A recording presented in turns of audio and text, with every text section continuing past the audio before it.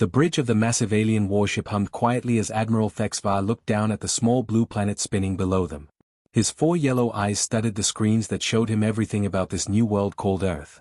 "What do we know about these creatures?" he asked his officer. The younger alien clicked his claws on the control panel. "They are very primitive, Admiral. They use old rockets to fly in space. They talk to each other with radio waves. They have some nuclear weapons, but nothing powerful." Thexvar nodded slowly. This would be easy. His empire had conquered hundreds of worlds just like this one. These humans would surrender quickly once they saw what real power looked like.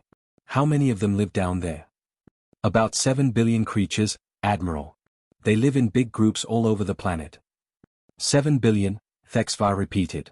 Too many. We will need to reduce their numbers before we take control. He looked at the screen showing the planet's surface. "Show me their cities." The screen changed to show bright spots of light scattered across the dark continents. Some were huge, sprawling across vast areas. Others were smaller but still significant. This one, Thexvar pointed to a medium-sized cluster of lights in what the humans called Europe. "What do they call it?" "Geneva, Admiral. It appears to be some kind of meeting place for their leaders. Population approximately 500,000. Perfect." Thexvar's mandibles clicked together in what passed for a smile among his species. "Small enough that we won't waste too much energy. Large enough that all the humans will see it and understand our message." Captain James Mitchell was having a normal Tuesday morning at his office in Geneva. He worked for the International Red Cross and was reviewing reports about food distribution in Africa when something impossible happened outside his window. The sky above Geneva suddenly blazed with light brighter than the sun. A beam of pure energy, wider than a city block, came down from space like the finger of an angry god. Mitchell had exactly enough time to think, "What is that?" before the beam hit the center of the old city. In 17 seconds, the heart of Geneva simply vanished. Not destroyed, not blown up, but erased as if it had never existed. Where the old buildings and narrow streets had stood for centuries, there was now only a perfectly circular crater half a mile wide and glowing with residual heat. The shockwave from the blast threw Mitchell across his office like a rag doll. His building, 2 miles from the impact site, shook like it was made of paper. Windows shattered throughout the city. Car alarms screamed. People stumbled out of damaged buildings, looking up at the sky in terror and confusion. Through the ringing in his ears, Mitchell heard something that made his blood freeze. A sound he had never heard before but somehow knew was not made by anything from Earth. The whistle and hum of alien ships descending through the atmosphere.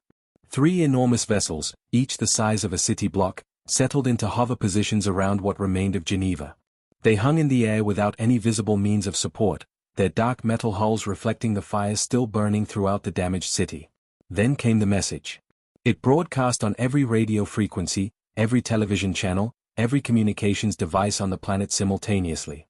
The voice was artificial, speaking perfect English with no emotion whatsoever. "People of Earth. You have witnessed our power. This was a demonstration of what awaits you if you resist. You are now subjects of the Zelkarian Empire. Surrender immediately and your deaths will be quick. Fight us and we will make your world burn. You have 72 hours to respond with your complete and unconditional surrender." The message repeated in every language on Earth. Chinese, Spanish, Arabic, Hindi, Russian, French. The aliens had clearly studied humanity well enough to know how to communicate with everyone at once. Admiral Thexvar expected panic. He expected the human leaders to contact him within hours, begging for mercy and agreeing to any terms he demanded. It was what always happened when the Empire demonstrated its power to a primitive world. Instead, something very different occurred. Within 3 hours of the Geneva strike, human military communications increased by over 300%. Instead of surrender negotiations, the aliens intercepted frantic conversations between world leaders, generals, and scientists. The humans were not discussing how to give up. They were discussing how to fight back. "Admiral," his communications officer reported, "the electromagnetic traffic from the planet has reached unprecedented levels. They appear to be coordinating between their various nations." "Fear makes primitives run around uselessly," Thexvar dismissed the report. "Continue monitoring for their surrender message." But no surrender message came. Instead, Earth seemed to take a deep breath and then go quiet in a way that made even the experienced admiral feel uneasy. It was not the silence of defeat. It was the silence of something preparing. In underground bunkers around the world, President Elizabeth Harrison was meeting with leaders from every major nation through secure video links. On the screens around the conference table, she could see the faces of premiers, prime ministers, and presidents all wearing the same grim expression. 72 hours, she said quietly. They've given us an ultimatum. But they've also given us something else. They've given us homework. Dr. Robert Chen, hastily appointed as the head of the newly formed Human Defense Initiative, leaned forward in his chair. The energy readings from their weapon are extraordinary, but they follow physical laws we understand. Advanced, yes. Beyond our comprehension, no. We can learn from this. Learn from a weapon that killed 500,000 people. General Thomas Bradley's voice was tight with barely controlled anger. Learn how to kill them back, President Harrison said simply. How long do you need? Dr. Chen looked down at his preliminary analysis of the attack data that satellites and monitoring stations around the world had collected. Give us everything. Every scientist, every engineer, every factory, every resource on the planet. Strip away everything else if you have to. How long? Harrison repeated. Chen looked up, and his eyes were as hard as diamonds.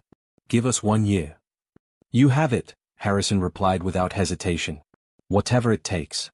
All of it. Above them in space, Admiral Thexvar waited confidently for humanity's surrender, secure in the knowledge that his empire had never failed to break a species' will to fight. He had no way of knowing that humanity had just declared war on the concept of the impossible itself. The clock was ticking, but it was not counting down to Earth's surrender.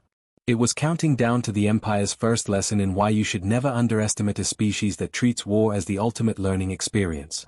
3 months had passed since Geneva became a crater, and Admiral Thexvar was beginning to feel something he had never experienced in his long military career. Doubt. He stood before the massive displays in his ship's observation deck, watching the infrared images of Earth's surface that his sensors collected every hour. What he saw made no sense according to everything the Empire knew about conquered species. Explain this to me again, he said to Dr. Veltar, his chief scientist. The smaller alien adjusted the display, highlighting areas across Earth's continents in bright red. These heat signatures indicate industrial activity, Admiral. But instead of decreasing after our demonstration, they have increased by over 400%. Perhaps they are building shelters? No, Admiral. The patterns suggest weapons manufacturing, advanced materials processing, and large-scale construction projects. They are building things faster than our models say should be possible for their technology level. Thexvar's 4 eyes narrowed as he studied the data. Show me their transportation networks. The display changed to show streams of light flowing across Earth's surface like glowing rivers. Ships, planes, trucks, and trains moving in patterns that spoke of massive coordination. Traffic has increased by 600% since Geneva, Dr. Veltar reported. They are moving resources, people, and equipment on a scale we have never observed in a defeated species. What about their governments? Surely their leaders are fighting among themselves? Actually, Admiral, that is the most disturbing part. We are detecting unprecedented cooperation between their various nations. They appear to have unified under a single command structure within days of our attack. Thexvar felt his skin crawl with an emotion he did not want to name. What are they building down there? We cannot be certain from orbit, Admiral. But the electromagnetic signatures suggest they are attempting to reverse-engineer debris from our Geneva strike. Down on Earth's surface, Dr. Sarah Collins wiped sweat from her forehead as she carefully adjusted the containment field around a piece of alien metal no bigger than her fist. The underground laboratory in Colorado had been built in just 6 weeks, carved directly into the mountain and shielded from orbital observation. Temperature holding steady at 2,000 degrees, her assistant Dr. Michael Thompson reported from his station. The metal is not even warm to the touch. Sarah nodded, making notes on her tablet. Around them, the laboratory buzzed with constant activity as teams of the world's best scientists worked in shifts around the clock. They never stopped, never slept for more than a few hours, never took breaks except when they absolutely had to. Look at the atomic structure, she said, pointing to the display showing the metal's composition. They are using manufacturing techniques that create materials we thought were impossible. But Michael, look here. She highlighted a section of the analysis. They made this metal so perfectly that it has no flaws at all. But perfection creates predictability. And predictability creates weakness. You mean we can find ways to break it? I mean we can find ways to make weapons that will cut through their ships like they are made of paper. Sarah's smile was cold and sharp. They gave us the best possible textbook when they destroyed Geneva. Every piece of debris teaches us something new. In another facility in South Korea, Dr. Kim Park was leading a team that had successfully activated a piece of alien engine technology. The fragment, no bigger than a basketball, was generating enough power to light up the entire city of Seoul. The energy output is incredible, he reported to General Bradley via secure video link. But their power systems are inefficient. They waste over 60% of the energy they produce. Can we build better ones? Sir, we already have. Our first prototype generates the same power using half the materials and produces no waste energy at all. Similar breakthroughs were happening in laboratories around the world. In Germany, teams had cracked the alien shield technology and were building improved versions. In Japan, engineers were mass-producing weapons based on the energy beam that had destroyed Geneva, but with triple the power output. In the United States, the most secret facility of all was hidden deep beneath the Rocky Mountains. There, Dr. Robert Chen stood before a machine that should not have existed. Are you absolutely certain it will work? General Bradley asked, staring at the device that looked like a metallic ring 30 feet across. As certain as I can be without testing it, Chen replied. We have successfully reverse-engineered their faster-than-light drive technology. This portal can send ships to any location in space instantaneously. How is that possible? 3 months ago we could barely reach our own moon. Chen gestured to the alien debris scattered on tables throughout the facility. They gave us the instruction manual when they attacked us, General. Every piece of their technology contains the blueprints for every other piece. It is like they never considered that someone might study their weapons and learn from them. Above Earth's atmosphere, Admiral Thexvar was receiving reports that made him increasingly uncomfortable. His ships had detected brief energy signatures from the planet's surface. Flashes of power that appeared and disappeared too quickly to analyze properly. What could be causing these readings? He asked his sensor operator. Unknown, Admiral. The signatures are consistent with high-energy weapons testing, but the power levels are beyond what humans should be capable of producing. Perhaps their equipment is malfunctioning. Sir, the readings are becoming more frequent and more powerful. Yesterday we recorded 15 separate incidents. Today we have recorded over 50. Thexvar studied the tactical displays showing his fleet's position around Earth. Something about the human response troubled him deeply. In his experience, defeated species either surrendered quickly or descended into chaos and civil war. These humans were doing neither. Status of their surrender negotiations. They have not attempted to contact us since our initial ultimatum, Admiral. 3 months of silence. Yes, sir. Complete communication silence from their leadership. That night, Thexvar received a message that would haunt his dreams. It was brief, transmitted on the same frequency the Empire had used to deliver their ultimatum to humanity. President Harrison's face appeared on his screen, calm and controlled as if she were discussing the weather instead of addressing the aliens who had destroyed one of her cities. Admiral Thexvar, she said simply. Thank you for the lesson. We have been very good students. Class will be ending soon. The transmission cut off before Thexvar could respond. He stared at the blank screen for a long moment, trying to understand what the human leader had meant. He would understand soon enough. Humanity had spent 3 months not preparing to surrender, but preparing for war. And they had learned everything they needed to know from the best possible teacher, their enemy. 6 months had passed since Geneva, and Admiral Thexvar had grown tired of waiting for humanity's surrender. The humans had been silent for too long, and their strange behavior was making his crew nervous. It was time to take action. Commander Zyle, he said to his most trusted officer, take the first assault fleet to their moon. Establish a forward base there. It should be a simple operation. Commander Zyle nodded confidently. How much resistance do you expect, Admiral? Minimal. Their moon is a dead rock. They have sent a few primitive rockets there over the years, but nothing more. You should secure it within hours. 12 powerful Zelkarian attack ships broke away from the main fleet and headed toward Luna. Zyle expected to find maybe a few small research stations, easily destroyed. What he found instead changed everything the Empire thought it knew about human capabilities. As his fleet approached the moon's surface, Zyle's sensors began picking up readings that made no sense. The dead rock below was alive with energy signatures. Massive installations were hidden beneath the lunar surface, connected by tunnels that ran for hundreds of miles. Sir, his tactical officer reported with a trembling voice, I am reading weapons platforms across the entire moon. Hundreds of them. That is impossible, Zyle said. They do not have the technology to build such things. His answer came in the form of energy beams that lit up space around his ships. The weapons that fired at them were clearly based on Zelkarian technology, but they were somehow more focused, more powerful than the originals. Evasive maneuvers. Zarael shouted as his fleet scattered to avoid the deadly accurate fire coming from Luna's surface. Deep inside Luna Base's command center, Lieutenant Colonel Jennifer Walsh watched the alien ships through her screens with cold satisfaction. Around her, human technicians operated weapons systems that had been built from alien technology but improved by human engineering. Battery 7, target the lead ship, she ordered in a calm voice. Battery 12, focus on their flanking vessels. All units, remember what we learned from the Geneva debris. Their shields have weak points. Hit them exactly where we practiced. The human weapons struck with devastating effectiveness. The Zelkarian shields, designed to stop energy weapons that followed specific patterns, were useless against beams that had been deliberately modified to exploit their weaknesses. Commander Zyle watched in horror as his flagship shields collapsed under concentrated fire from weapons that should not have existed. How do they have this technology? He demanded. Sir, his communications officer reported, they are not just using our weapons. They have improved them. The power output is 300% higher than our own systems. Impossible. But impossible was happening all around him. Human defensive positions were revealing themselves across Luna's surface. Underground hangars were opening to release small, fast ships that swarmed around the larger Zelkarian vessels like angry wasps.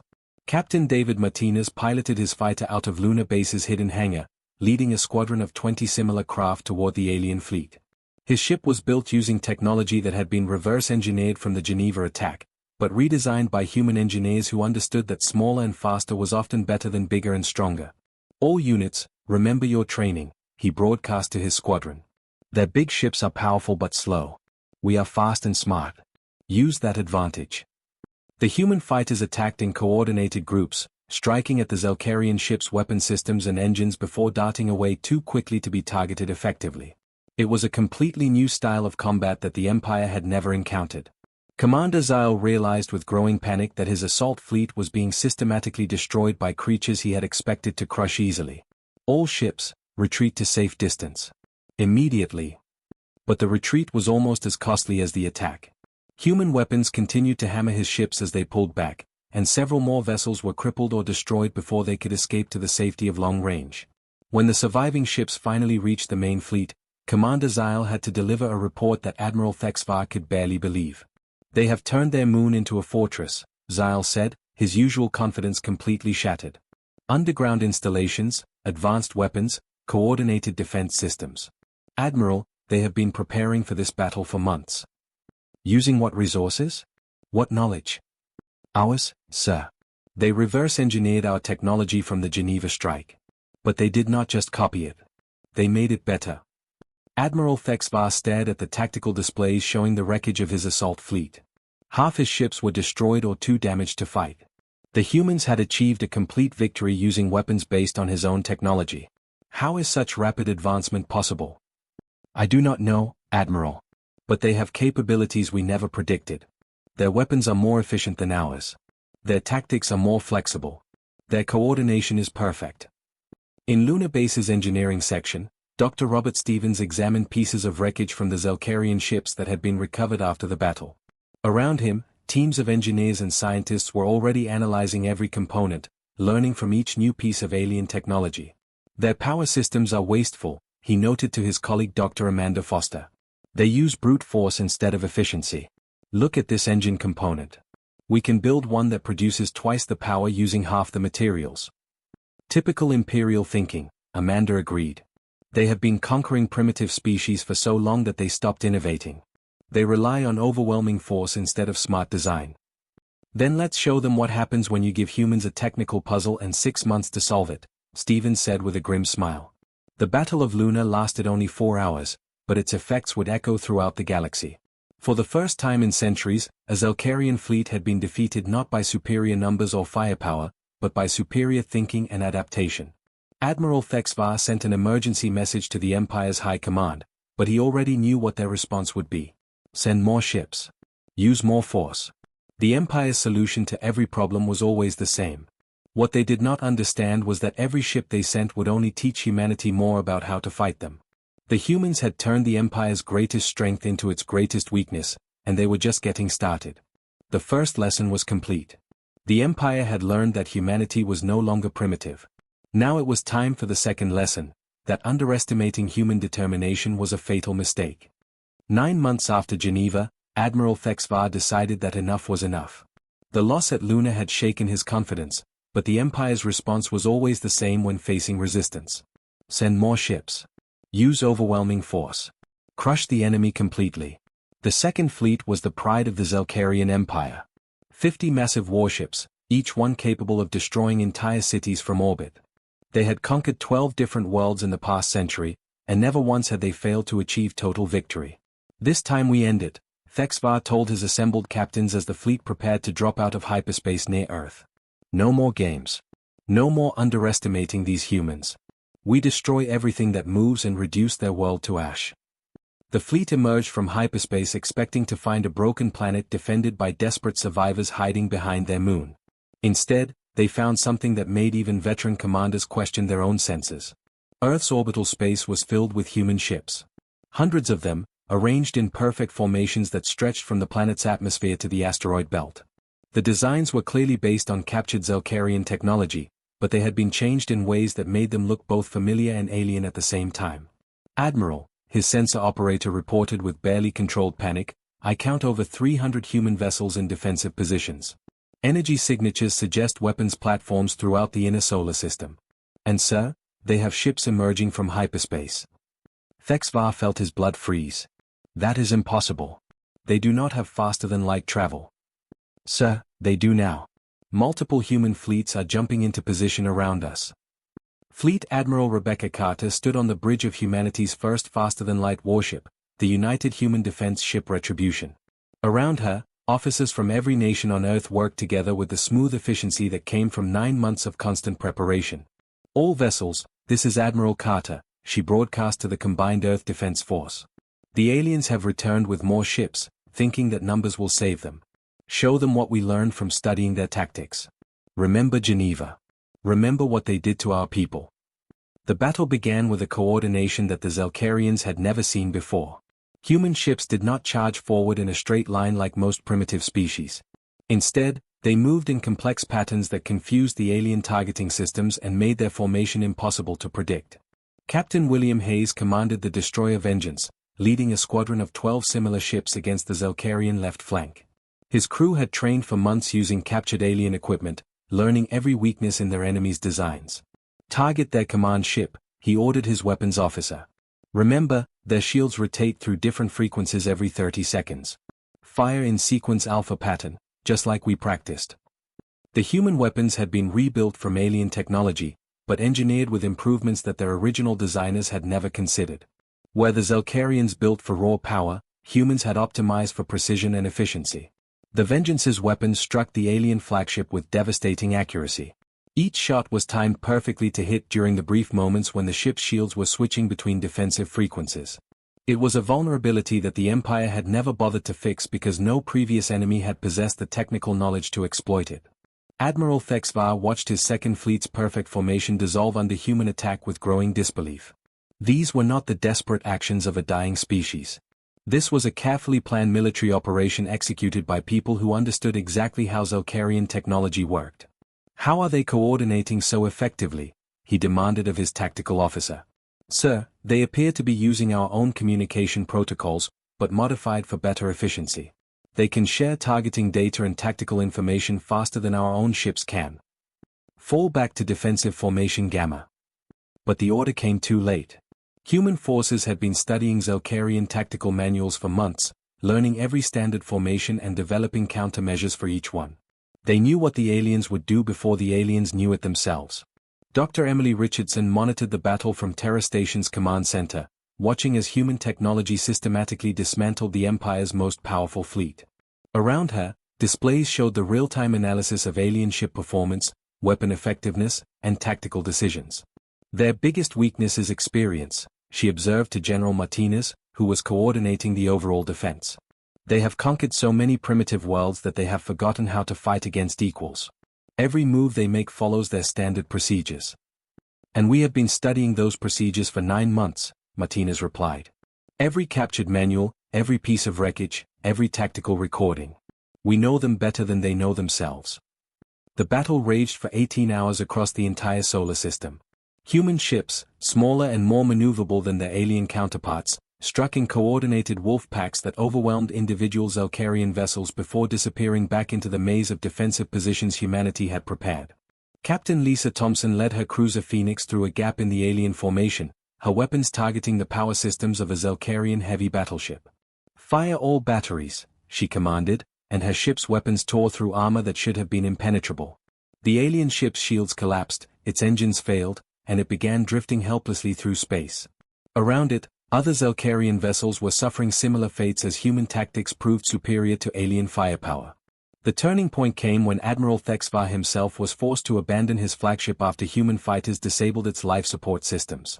As rescue shuttles evacuated his crew, he transmitted one final order to his fleet: all ships withdraw. Immediate retreat to hyperspace. But even the retreat was a disaster. Human ships that had appeared to be damaged or retreating suddenly revealed themselves to be perfectly functional, cutting off escape routes and destroying fleeing vessels. It was a level of tactical deception that the Empire had never encountered. When the Battle of Earth finally ended, 43 Zelkarian ships had been destroyed or captured. The remaining 7 limped back to Imperial space carrying news that would shake the Empire to its core. President Harrison addressed the world from the rebuilt Geneva Memorial, with captured alien vessels being dismantled in the background by teams of human engineers eager to learn from yet another source of advanced technology. 9 months ago they struck us believing we would surrender in terror, she said. Today they learned that attacking Earth was the worst decision in their empire's history. But this is not the end. They will return with more ships, and when they do, we will be ready. Above Earth, Admiral Thexvar sat in his detention cell aboard a human ship, composing what he knew would be his final report to the Zelkarian High Command. The message was simple and terrifying: do not send more fleets. These humans are not what we thought they were. They learn from every mistake, adapt to every challenge, and turn our own strength against us. The message would never reach its destination. By the time it could have arrived at the imperial capital, human fleets were already on their way to deliver their own message in person. 1 year after Geneva, the Zelkarian High Command received Admiral Thexvar's warning message. But it arrived too late. By the time the emergency meeting began in the Empire's capital, human ships were already dropping out of hyperspace above 12 different Zelkarian worlds at exactly the same moment. High Admiral Kethmore stood in the Empire's war room, staring at tactical displays that showed something impossible. Human fleets had appeared simultaneously across their most important star systems, including their heavily defended homeworld. "How many ships?" he asked, his voice barely steady. "Over 3,000 combat vessels, sir," his intelligence officer reported. "They built an entire space navy in less than a year." "Using what materials? What technology?" "Ours, sir. Every ship we sent to Earth, every weapon system, every piece of equipment. They reverse-engineered our entire military and made it better." Admiral Rebecca Carter stood on the bridge of humanity's new flagship, the United Human Defense Ship Geneva's Revenge. The name was painted in bold letters across the hull in both English and Zelkarian script. Around her, the finest officers from Earth coordinated the largest military operation in human history. "Open communications to all Zelkarian worlds," she commanded. The message broadcast simultaneously to every planet in the Empire, transmitted in perfect Zelkarian with cold, formal precision. "This is Admiral Rebecca Carter of the United Human Defense Fleet. 1 year ago, you struck Earth first, believing we would surrender in fear. You were wrong." On the main screen, High Admiral Kethmore appeared, his 4 eyes reflecting desperate defiance mixed with growing terror. "Humans? You dare bring war to our worlds?" "We bring justice," Carter replied calmly. "You demonstrated your idea of diplomacy at Geneva. 500,000 innocent civilians erased to satisfy your imperial arrogance. Now you face the consequences. The Zelkarian Empire has defeated 1,000 species across 1,000 worlds. You are nothing special." Carter's smile was cold as winter. "You are absolutely right. We are nothing special. We are just humans who got angry and had time to study. You made one critical error, Admiral. You gave us the best teachers in the galaxy. Yourselves." The coordinated assault began with surgical precision that made the Empire's military doctrine look primitive by comparison. Human fleets struck key installations across Zelkarian space using tactics that had been developed from captured alien manuals but refined by human innovation and flexibility. Captain David Chen commanded the destroyer Luna's Shield in the attack on the industrial world of Kethmar. His weapons cut through orbital defenses that should have been impregnable, using weaknesses that human engineers had discovered in captured Zelkarian equipment. Target their shipyards, he ordered his crew. Remember the briefing. We are not here to conquer their worlds. We are here to teach them a lesson they will never forget. The lesson was broadcast on every frequency as human forces systematically dismantled the Empire's military infrastructure. You have 72 hours to withdraw all Zelkarian forces from human space and formally recognize Earth's sovereignty. Failure to comply will result in the complete destruction of your ability to make war. It was the same ultimatum the Empire had given to Earth, word for word, delivered with the same cold indifference. The irony was not lost on anyone.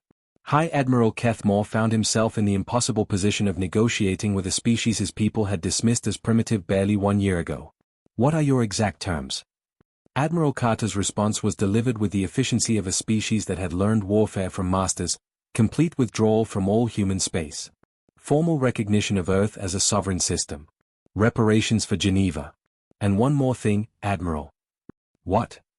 An apology. To the families of the people you murdered.